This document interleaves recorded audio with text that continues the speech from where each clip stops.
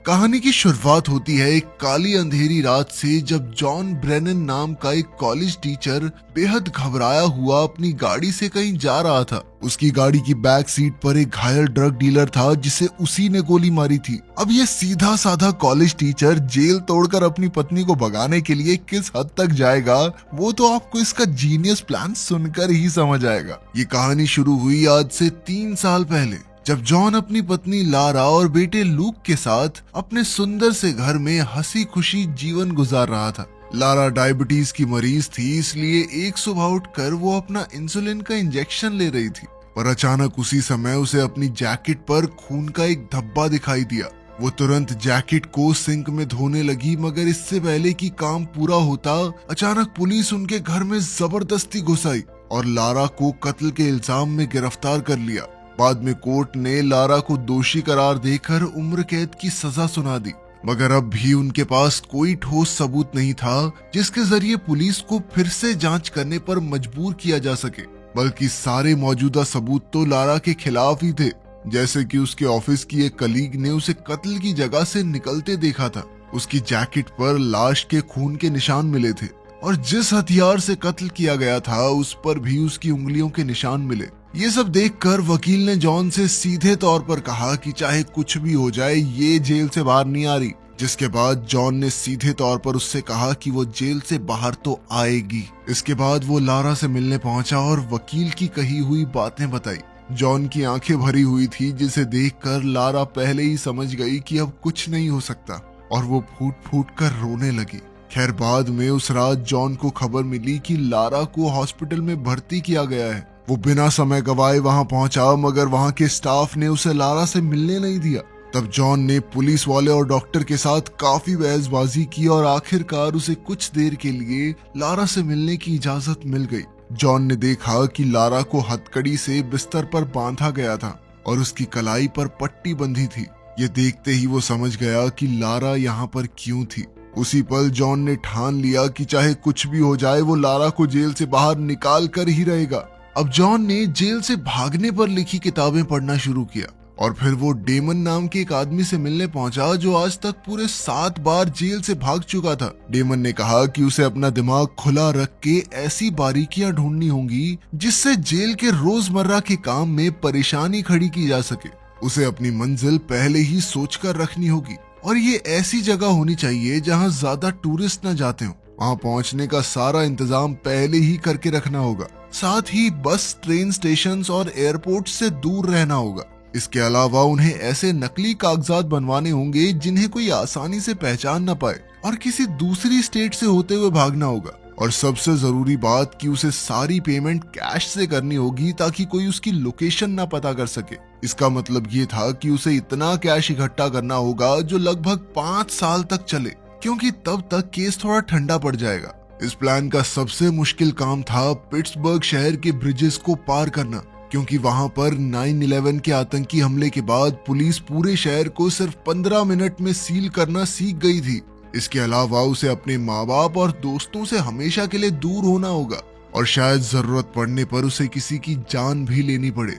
ये सब सुनकर जॉन अपने घर लौटा और फिर वो एक दीवार पर नक्शे और तस्वीरें चिपकाकर अपने प्लान का हिसाब लगाने लगा। इसके अलावा वो जब भी लारा से मिलने जेल में जाता था, वो वहाँ की बारीकियों पर काफी गौर करता था। उसने देखा कि लिफ्ट में एक की होल था और दूसरी ओर कुछ कर्मचारी छत की लीकेज ठीक करने आए थे। साथ ही उसने ये भी देखा कि कौन से ट्रक्स रोज वहां रुकते थे।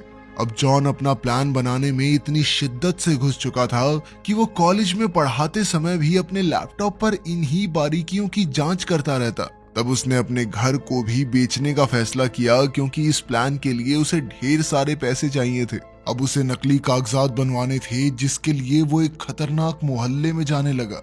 वहां उसने एक डीलर से ऑक्सीकॉन्टिन ड्रग खरीदना शुरू किया और बातों ही बातों में उससे नकली पासपोर्ट बनाने वाले का पता पूछा। काफी कोशिशें करने के बाद उसे एक आदमी मिला जिसने उसे बार में जाकर एक डीलर से मिलने को कहा, लेकिन यहाँ जॉन के साथ धोखा हो गया और कुछ गुंडे उसके पैसे चुरा कर ले गए।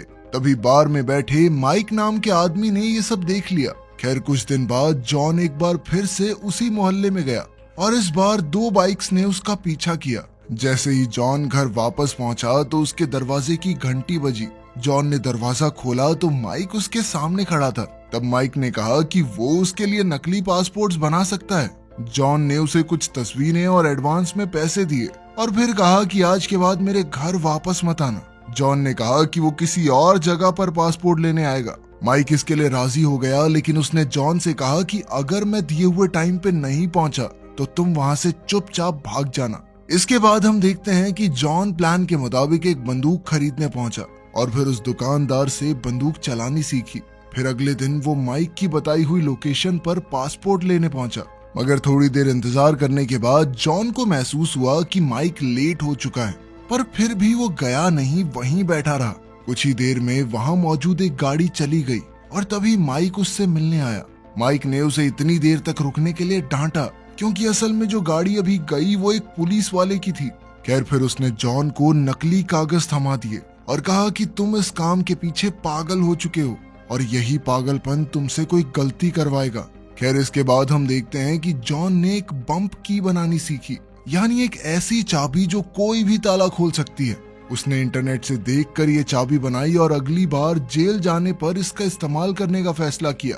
जिस दिन वो जेल गया उसने मेटल डिटेक्टर में अपनी बाकी चाबियों के साथ बम्प की भी डाल दी और जब वो डिटेक्टर से आगे बढ़ा तो उसने पुलिस वाले के देखने से पहले ही चुपके से चाबी उठा ली। जब वो बाकी लोगों के साथ हॉलवे में आगे बढ़ रहा था तो जॉन जानबूझकर सबसे पीछे रहा और फटाफट उसने एलिवेटर में चाबी लगाने की कोशिश की, पर बदकिस्मती से चाबी टूट गई और उसका आधा हिस्सा छेद में ही रह गया। जॉन ने उसी पल अपने हाथ में मौजूद दूसरा हिस्सा फेंक दिया और बेकसूर होने का नाटक करते हुए वहां खड़ा हो गया। कुछ ही पलों में एक पुलिस वाले ने वहां आकर ये देख लिया। तभी पुलिस वालों ने बाहर से आए सभी लोगों से पूछताछ करनी शुरू कर दी। जब जॉन की बारी आई तो उसने सिक्योरिटी कैमरा की फुटेज में देखकर कहा कि मैं तो इसमें दिखाई नहीं दे रहा, ये लंबा सा आदमी है ना, इसके पीछे था मैं। ये सुनकर ऑफिसर को उस पर थोड़ा शक तो हुआ, मगर सिर्फ शक के आधार पर कार्रवाई नहीं की जा सकती, इसलिए उन्होंने जॉन को जाने दिया।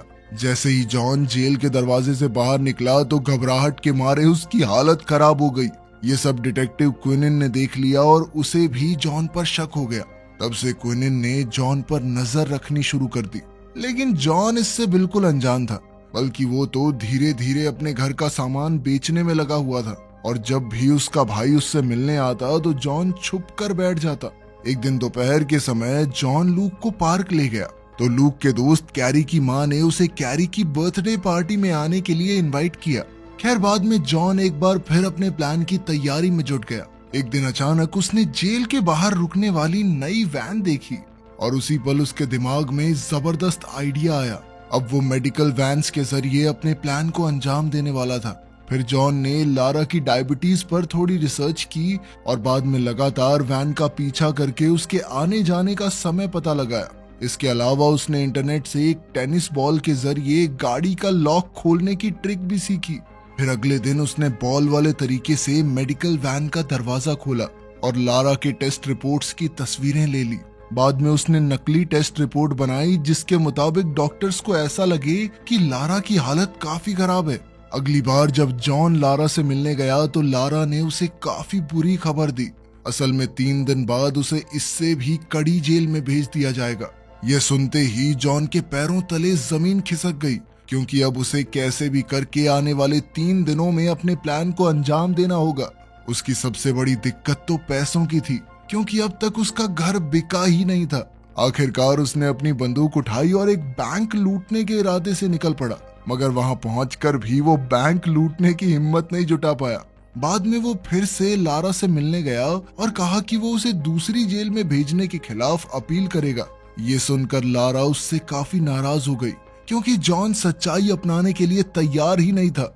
लारा ने कहा कि वो किसी सपने में जी रहा है जहां उसे लगता है कि वो जेल से छूट सकती है, मगर असलियत में ऐसा कुछ होने की कोई उम्मीद ही नहीं है। आखिरकार जॉन को रोकने के लिए लारा ने उसके सामने कबूल कर लिया कि उसने ही कत्ल किया था। वो चाहती थी कि जॉन जिंदगी में आगे बढ़े, दूसरा परिवार बसाए, लेकिन जॉन को अब भी उस पर यकीन नहीं हुआ और वो फिर से लारा से मिला। इस बार जॉन ने उसे भरोसा दिलाया कि तुम हिम्मत मत हारो, मैं तुम्हें जेल से छुड़वाऊंगा। अब जॉन को जैसे तैसे पैसों का इंतजाम करना था। इसलिए रात होते ही जॉन उसी खतरनाक मोहल्ले में गया और फिर एक डीलर का पीछा करते हुए उसके बॉस के घर तक पहुंच गया। मौका मिलते ही जॉन ने अचानक डीलर को पकड़ लिया और उसे धक्का देकर घर के अंदर घुस गया। इसी दौरान घर के कुत्ते ने उसकी टांग पर काट लिया, लेकिन फिर जॉन ने उन्हें अपनी बंदूक से धमकाया और एलेक्स को कहकर कुत्ते को कमरे में बंद करवा दिया। अब जॉन ने उनसे पैसों की मांग की तो उन्होंने अपनी जेब में रखे सारे पैसे उसे दे दिए। एलेक्स ने जॉन से कहा कि तेरे अंदर किसी को मारने की हिम्मत नहीं है, कुत्ते तक पे गोली तो चला नहीं पाया तू। लेकिन तभी जॉन ने उन्हें डराने के लिए जमीन पर विस्की गिराकर उसमें आग लगा दी। अब एलेक्स ने कहा कि घर में एक बच्चा है और उसे आग से बचाने के लिए वो ऊपर दौड़ा। तभी जॉन भी डीलर को अपनी ढाल बनाकर उसके पीछे पीछे चला गया। यही चीज जॉन के काम आई, क्योंकि असल में तो एलेक्स ऊपर बंदूक लेने आया था। जैसे ही एलेक्स ने जॉन पर गोली चलाई तो वो डीलर को जा लगी। अब एलेक्स ने फिर से उस पर हमला करने की कोशिश की, मगर जॉन ने पहले ही उसे गोली मार दी। इसके बाद जॉन ने सारे कमरों की तलाशी ली और जल्द ही पैसों से भरा बैग उसके हाथ लग गया। मगर जब वो यहाँ से भाग रहा था तो उसने देखा कि डीलर अब भी जिंदा था और दर्द से करहाते हुए उसकी मदद मांग रहा था। दरअसल यहीं से कहानी की शुरुआत हुई थी, जब जॉन बुरी तरह जख्मी डीलर को अपनी गाड़ी में ले जा रहा था। रास्ते में उसकी गाड़ी की टेल लाइट भी टूट गई थी। खैर जॉन ने उसे हॉस्पिटल पहुंचाने के बारे में सोचा, लेकिन इससे पहले कि वो कोई फैसला कर पाता, डीलर ने उसकी गाड़ी में ही दम तोड़ दिया। आखिरकार जॉन ने उसकी लाश एक बस स्टॉप पर छोड़ दी और फिर अपने प्लान के मुताबिक एक पार्किंग लॉट में जाकर फेंस काटने में लग गया। उधर एलेक्स के घर में आग लग चुकी थी और जल्द ही पुलिस वहां छानबीन के लिए आ पहुंची। उन्हें जमीन पर खून मिला और साथ ही सबूत के तौर पर गाड़ी की टूटी हुई टेल लाइट उनके हाथ लग गई। इधर जॉन काम खत्म करके अपने माँ बाप के घर रात बिताने चला गया। बाद में जब उसके पिता उसका बैग उठाकर रख रहे थे तो उनकी नजर प्लेन टिकट्स पर पड़ गई और जल्द ही वो समझ गया कि जॉन क्या करने की प्लानिंग कर रहा है। फिर अगली सुबह जाने से पहले जॉन ने लूक से अपने दादा दादी के गले लगने को कहा। असल में वो जानता था कि ये उनकी आखिरी मुलाकात होगी। अंत में जॉन के पिता ने भी उसे जोर से गले लगा लिया और भरे मन से अलविदा कहा। आखिरकार आज जॉन अपने प्लान को अंजाम देने वाला था। जल्द ही उसने सारा सामान बांधा और अपनी प्लानिंग के सारे नक्शे और कागज उसने फाड़ कर 2 अलग अलग कूड़े के बैग्स में भर दिए। इसके बाद वो मेडिसिन सेंटर पर पहुंचा और वहां की फोन लाइंस काट दी। फिर वो जल्दी से एक वैन में घुसा और लारा के ब्लड सैंपल्स बदलकर उसकी जगह अपनी बनाई नकली रिपोर्ट रख दी। और फिर उसने लूक को उसके दोस्त कैरी की बर्थडे पार्टी के लिए कैरी के घर छोड़ दिया। जाने से पहले उसने कैरी की माँ से कहा कि अगर उसे आने में थोड़ी देर हो जाए तो लूक की जेब में उसके दादा दादी का फोन नंबर है। वहीं दूसरी तरफ हॉस्पिटल में डॉक्टर्स ने नकली ब्लड रिपोर्ट देखी तो उन्होंने लैब में फोन करके दोबारा पूछने की सोची, लेकिन वहां की फोन लाइंस बंद थी। अब डॉक्टर्स ने इंतजार न करते हुए इन्हीं रिपोर्ट्स के आधार पर लारा को हॉस्पिटल में भर्ती कर लिया। इधर पुलिस वालों ने टूटी हुई टेल लाइट के जरिए गाड़ी के मॉडल का पता लगाया। इसी तरह थोड़ी और जांच पड़ताल के बाद उन्होंने इस कड़ी को जॉन से जोड़ दिया। जैसे ही वो जॉन के घर पहुंचे तो उन्हें वही दीवार मिली जिस पर जॉन ने अपनी सारी प्लानिंग की थी।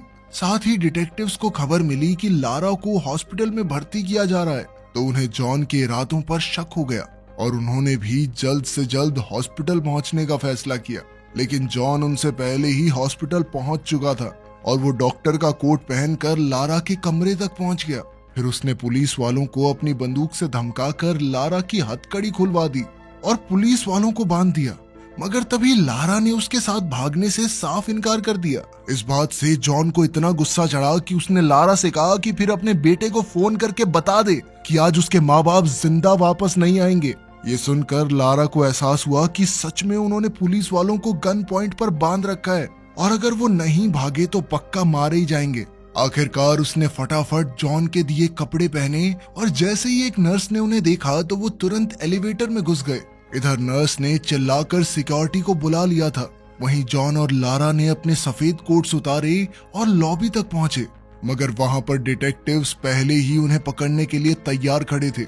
उन्हें देखते ही जॉन ने किसी और मंजिल का बटन दबा दिया और डिटेक्टिव सीढ़ियों पर उनका पीछा करने लगे। जैसे ही एलिवेटर का दरवाजा खुला तो जॉन ने उन दोनों के कोट्स सीढ़ियों के पास फेंक दिए और खुद एक बार फिर से एलिवेटर में घुस गया। उनके कोट देखकर डिटेक्टिव्स को लगा कि जॉन और लारा सीढ़ियों से भागकर पार्किंग लॉट में चले गए, इसलिए वो भी तुरंत वहीं पहुंच गए। लेकिन असलियत तो ये थी कि जॉन और लारा फिर से लॉबी में चले गए थे और कुछ ही पलों में हॉस्पिटल के मेन दरवाजे से बाहर निकल गए। जैसे ही वो सड़क पार पहुंचे तो जॉन ने अपनी जैकेट बदल ली और कुछ ही पलों में वो एक बेसबॉल टीम के फैंस की भीड़ में गुम हो गए। ये भीड़ स्टेशन की तरफ जा रही थी। आखिरकार डिटेक्टिव्स के वहां पहुंचने से पहले ही जॉन और लारा ट्रेन में चढ़ गए, मगर मुसीबत अभी खत्म नहीं हुई थी, क्योंकि जॉन जानता था कि अगले स्टेशन पर पुलिस उन्हें पकड़ने का इंतजार कर रही होगी। इसलिए उसने अचानक ट्रेन की इमरजेंसी ब्रेक खींच दी। अब ट्रेन के रुकते ही जॉन और लारा बाहर आ गए और उन्होंने देखा कि वो उसी पार्किंग लॉट के सामने थे जहां जॉन कुछ दिन पहले आया था। जॉन ने फेंस में छेद किया था और इसी छेद के जरिए वो दोनों पार्किंग लॉट में पहुंचे, जहां जॉन की गाड़ी पहले से तैयार खड़ी थी। अब वो बिना समय गवाए फुल स्पीड में निकल पड़े और उन्होंने समय रहते पहला ब्रिज पार कर लिया। अब उनका अगला काम था लूक को उठाना, मगर तभी ये खुलासा होता है कि जॉन एक छोटी सी बारीकी पर गौर करना भूल गया था। असल में जब वो कैरी के घर पर लूक को लेने पहुंचा तो पता चला कि पार्टी तो जू में थी और वो सब अभी तक वापस नहीं लौटे थे। वहीं दूसरी ओर पुलिस वाले जॉन के मोहल्ले में जोरों शोरों से छानबीन कर रहे थे। जल्द ही उन्हें कूड़े का बैग मिला जिसमें जॉन की प्लानिंग के सारे कागज थे। उधर जॉन तेजी से जू की ओर निकला, मगर ऐन वक्त पर उसने सड़क बदल ली। उसने लारा से कहा कि वो सड़कें बंद होने से पहले लूक को उठा नहीं पाएंगे, इसलिए जॉन ने कहा कि उन्हें लूक को यहीं छोड़कर भागना होगा, क्योंकि उसके दादा दादी उसका ख्याल रख सकते हैं।